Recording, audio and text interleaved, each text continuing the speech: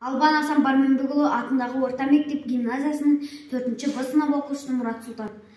Абай Құнанбаев Ескендір поэмасынан үзінді. Осы жұрт Ескендірді білемекен, Македония шаһары болған бекен. Филипп патша баласы еркөнілді, мақтан сүйгіш қызғаншақ адам екен. Филипп өлді, Ескендір патша болды, жасы әрен 21-ге толды. Өз жұрты аз көрініп көршілерге, көзарлар қарады онсыз олды. Сұмдықпен әскер жинап қаруланды, жақын жерге жау болып тұр аттанды. Көбелді күтінбеген қырды жойды, ханды өлтіріп қаласын тартып апты. Жазасыз жақын жердің бәрін шапты, дариядай сулары қандай ақты. Шапқан елдің бәріне бодан қылып, өкімдікпен қолынан тартып апты. Ескендір елданмаған хан қоймады, алған сайын көңілі бір тоймады. Араны барған сайын қатты ашылып, жер жүзін алуға ойланды.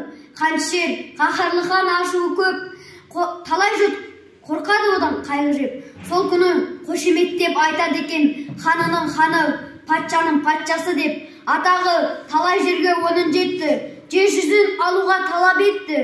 Есепсіз әскер ертіп жарықтанып, есткен елден де жұрт кетті. Алдынан шыға алмады ешкім мұның, қорқты бәрінің дағы жолдағының.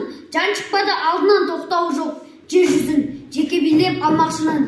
Жүре бір елсіз чөлге түсті, алып жүрген суынан бәрін ішті. Адам хайуан бәрі де бірдей шөлдеп, басынан Құдай салды қиын істі. Сандалды сардалада су таба алмай, қайтеді қиналғанда бос қаба алмай. Қызметшінің бәрін өлтірмекші болыпты, шөлдегенге шыдай алмай. Мысалы атыдағы жалын құшты, Ескендір атымен жалын ұшты, жарқырап сәуле берген бір нәрсеге. Патшаның ат үстінде көзі түсті, бар сабыр мөлдір аққан сылдыр бұлақ, таспадай бейне артынан жатқан құлақ.